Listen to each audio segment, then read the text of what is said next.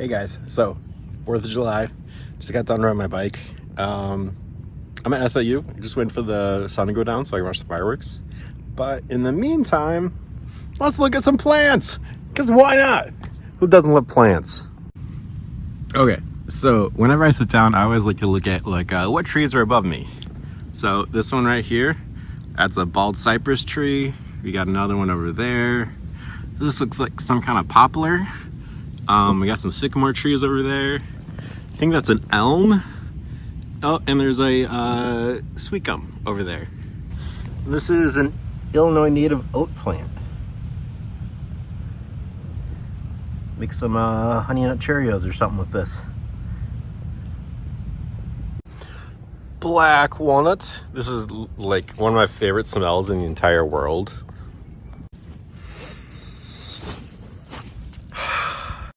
Would you look at that? It's raspberry season. It's raspberry season. It's raspberry season. Raspberry season. So, quick survival tip.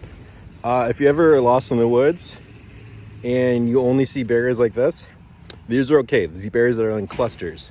We don't have any native berries that are poisonous that grow in clusters like this, like a raspberry. So, find berries like this, safe to eat. Yum, yum, yum, yum, yum. It's a cicada shell. So this is just the exoskeleton from when it was living in the ground. And it crawled up onto this branch and then emerged out of the skin in a new body with wings. Okay, so I'm at this cool little prairie garden here at SIU. They got some cool bald cypresses here, and there's a black oak there. What I want to show you here is this cool flower. This is called Monarda fistulosa, or what's it called? So yeah, even though people call this bergamot, which is like a lime kind of smell, the bergamot limes, this is more of like a what's the stuff you put on pizza? Oregano.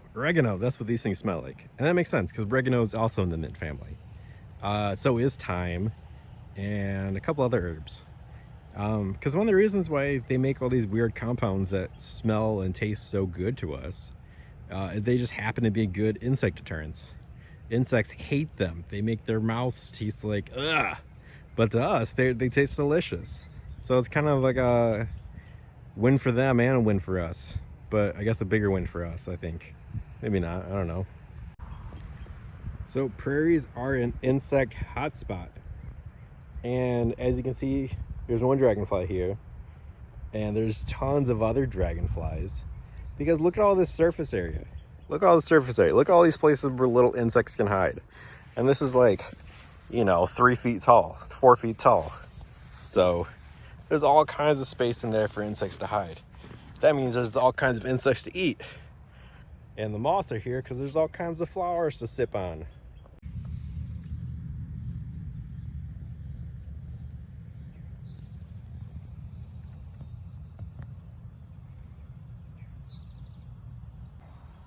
So this plant right here is called Virginia wood rye. So this is the rye, kind of like it's a grain.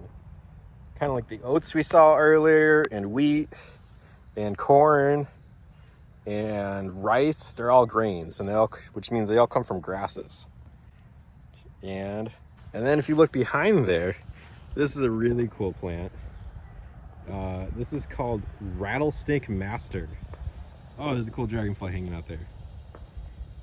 But yeah, they got these weird cone-shaped flowers, and each one of those little dots is its own flower. But this is a really odd member of the carrot family, actually, believe it or not. These are very closely related to carrots. And they have really, really strong fibers. So archaeologists somewhere in southern Illinois actually found some sandals made out of this plant that were like 2,000 years old. Maybe not that old. They found some very, very old sandals made out of this plant, which is so cool. This shows how tough these fibers are and how long they can last. Rattlesnake Master. Okay, I just had to look this one up. But this is another mint. This is narrow leaf mountain mint. Apparently grows in the mountains, but also prairies. Okay, so this plant with all the seed pods on it, this is called wild white indigo, Baptisia alba. And yeah, this is related to the southern indigo, which is blue flowers, which is what you dye stuff indigo with. And I believe it was what Levi Strauss, when he invented jeans, dyed his blue jeans with indigo.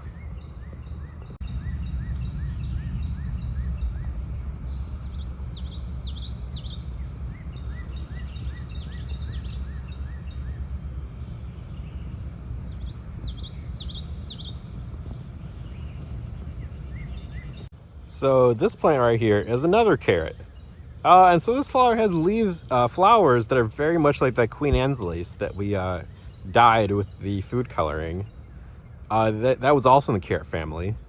And this plant, water hemlock, is one of the most toxic plants in the United States. In all of North America, actually. This is highly, highly dangerous. If you eat this, you will have a lot of seizures and you go to the hospital, and if you eat enough of it, you will definitely die. Not a plant to mess with. Carrots can be pretty nasty. But yeah, the ones you find in the grocery store are good. Eat those.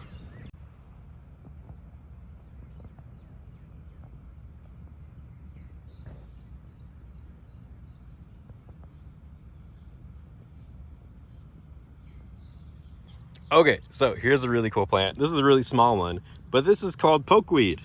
And I love it because it has the cutest little white flowers, and they got these hot pink stems.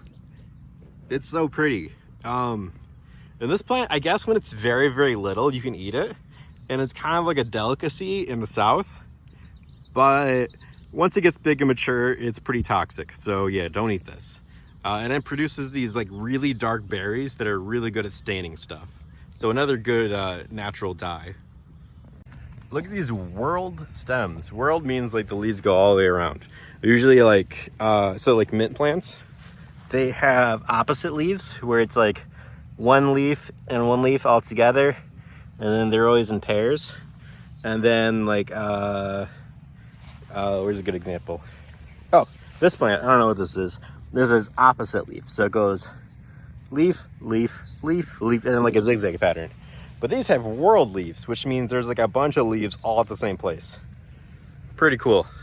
Okay, so I just got a new case for Marvin and Opal, and I'm gonna show it to you guys, along with all my plants, because I love my plants and I just wanna show them to you guys. So, because who doesn't love plants? Okay, so this is one of my favorite plants. This is called the Norfolk Island Pine. And it's not a pine tree, but it is a conifer. And it's a super, super old lineage of conifer. This would have been around in like the late Cretaceous and the Permian period. So like things before dinosaurs, and dinosaurs would have ate plants just like this. So it's pretty cool. They sell these a lot at Lowe's during Christmas time because they kind of look like Christmas trees, and you can grow them indoors pretty easily. So next, this is one of my favorite plants. I guess they're all kind of my favorites. I'm going to say that for everyone.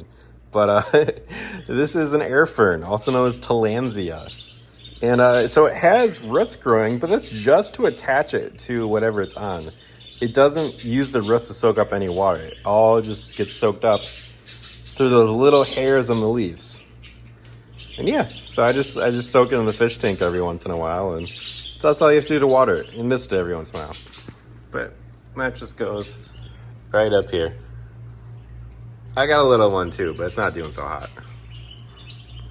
Right here are my Dracaena, also known as the dragon tree.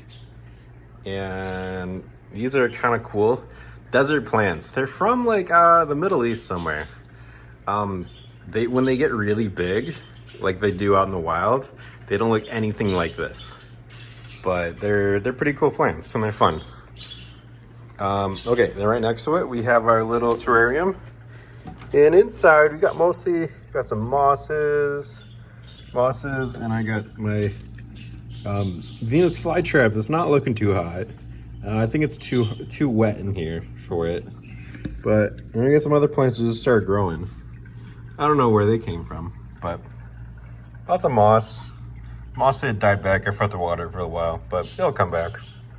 And there's all kinds of little like insects, like little springtails and isopods and other cool stuff living in here.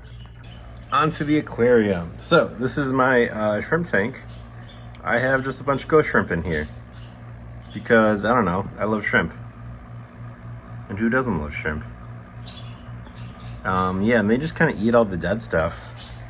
I just saw the dead plants and stuff, but yeah, I like this tank. This driftwood, I like just put it in there and it grew a bunch of like mold on it. I heard that's pretty normal for these things, but I just had to clean it. I hope it doesn't come back, but I might have to clean it again. The shrimp are pretty hard to find, but I think I've got 7 in here now.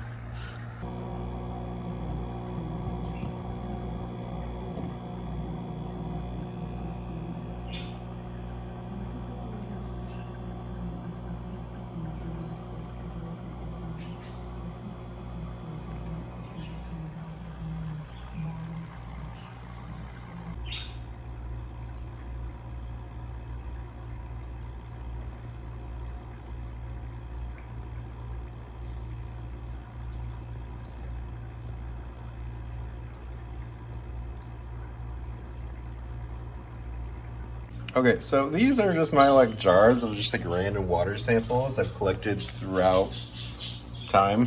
Here's some, this is called spirulina, this type of algae right here. This one's like a culture, but these are just like stuff I found in like rivers and stuff. And yeah, you know, this stuff I just like find, I just kind of keep them and sit them in the windowsill and they'll start growing. There's all kinds of plants in here. And they do fine too. Like, I don't know about the animal life, but this stuff, oh my gosh, this one was empty. Didn't even realize that. Put some more water in here. But there's still some green algae in here, and this is from my brother's fish tank. He gave this to me like almost 2 years ago. Okay, so next we're going to talk about the cactus garden. I have them in this windowsill because this gets the nice bright afternoon light. And I've got this white sheet behind it because it blocks out the sun, so it keeps cool in my place. But it also makes it super bright on both sides of the plant. But yeah, let's go through them. Oh, here's a pot I made in Miss Ebel's art class.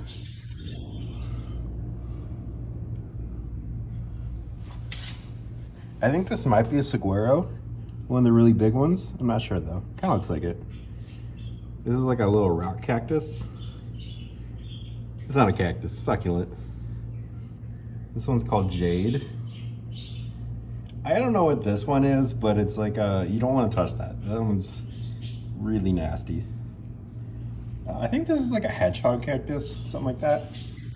And another one, I don't know, but it's cool.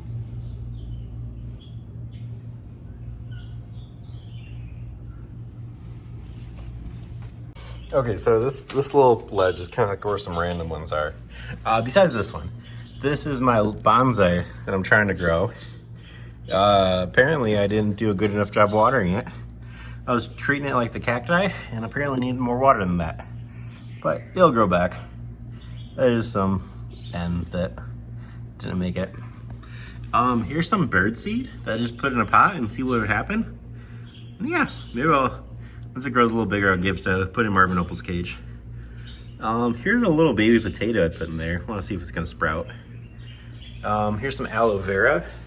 I'm gonna bring this to school, and so if it's not at school and I'm showing you this, yell at me, say something to me, because I want to bring this to school, because it'll do much better out in the garden. And then this, I'm not sure what this is, some kind of weed. But yeah, I just had some samples, some water samples I took from a pond, and I emptied out all the water, but there was some dirt left in, and there was some water in it too, and I just noticed some plants sprouting, and so I just left it. I'm kind of watering it, you know, it's kind of huge. Yeah. Okay, moving on. I'm going up here, we have my English ivy, and I kind of trained it to go along the windows. Yeah, I like this. a while. Next we get the golden pothos. This is cool. Got a long vine going there. I think this is called a Boston fern. What does it say? Oh no. Yeah, Boston fern. I'm gonna go with that. And snake plant. Well, yeah, that's all my plants. All right, so Marvin's just chilling. Opal's just chilling.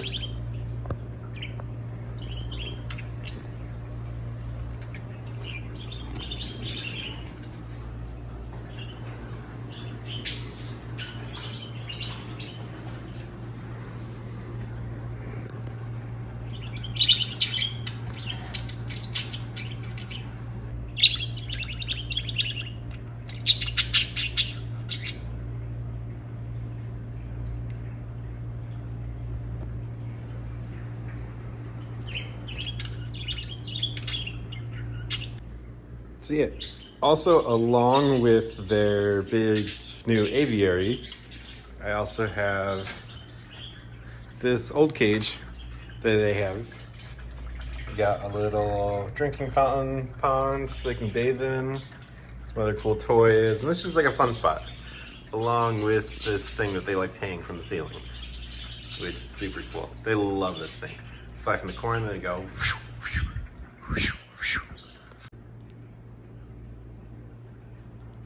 So yeah, on their old cage, they had to get in on the top of the cage.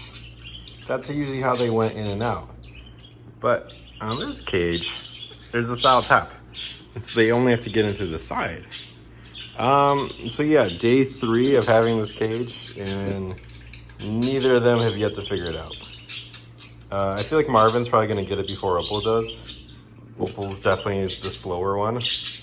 Much calmer, but definitely the slower one. I think I'm gonna have to help Opal for a while, but hopefully Marvin will get it soon. You wanna go back?